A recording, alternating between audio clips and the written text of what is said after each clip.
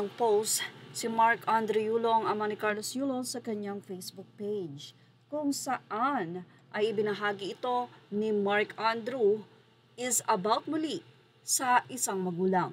Mark Andrew Yulo, ibinahagi niyang about sa ang ina ay kayang mag-alaga ng 10 anak, pero minsan ang 10 anak ay di kayang alagaan ng isang ina.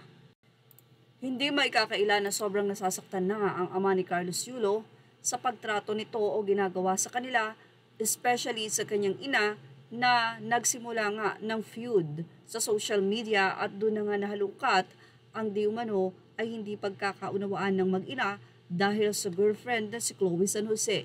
Mang din ay na-interview pa itong si Chloe at ayon nga sa mga netizen na panindigan daw ang sinabi nito matapos tanungin kung nais ba nitong pumasok sa showbiz dahil nga may pagkakataon din mali nga daw ng iba pumasok pa ito sa Batang Quiapo.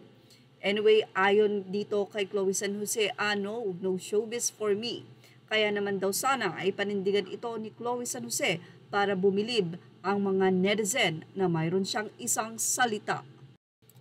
Well, samantala, i-correct lang natin ang naging update ng Busy Buzz. Dahil dito, sinabi niya na sobrang galit daw itong si Eldro sa kanyang kuya. Which is, alam natin yan na sinabi ni Eldro na hindi siya nagagalit sa kuya niya.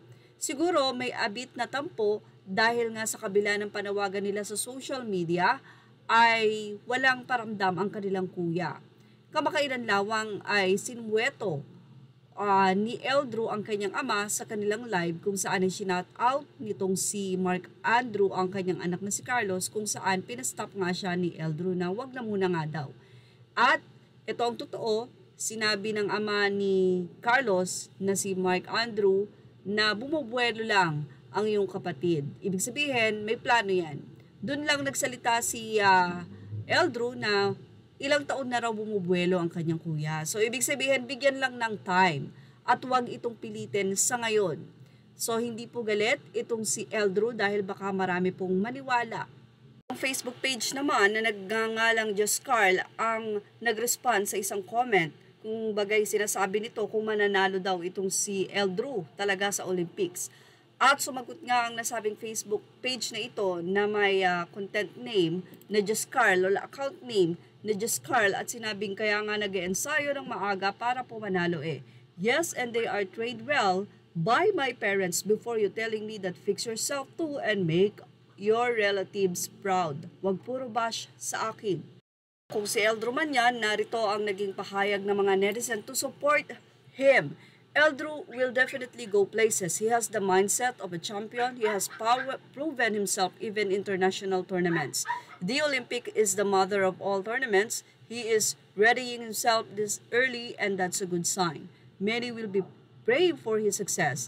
Just continue your preparations. Don't mind the bashers for they will always be there whether you win or not. Aim for your star. Nating pangunahan ng isang may ambisyon sa buhay, ang kailangan niya ay suporta ng mga nagtitiwala sa kaniyang kakayahan. To win in Olympic, for he just needs to practice and make himself more competitive in preparation for the next Olympic game. Update, images are all credit to the rightful owners. Thank you for watching Showbiz Now.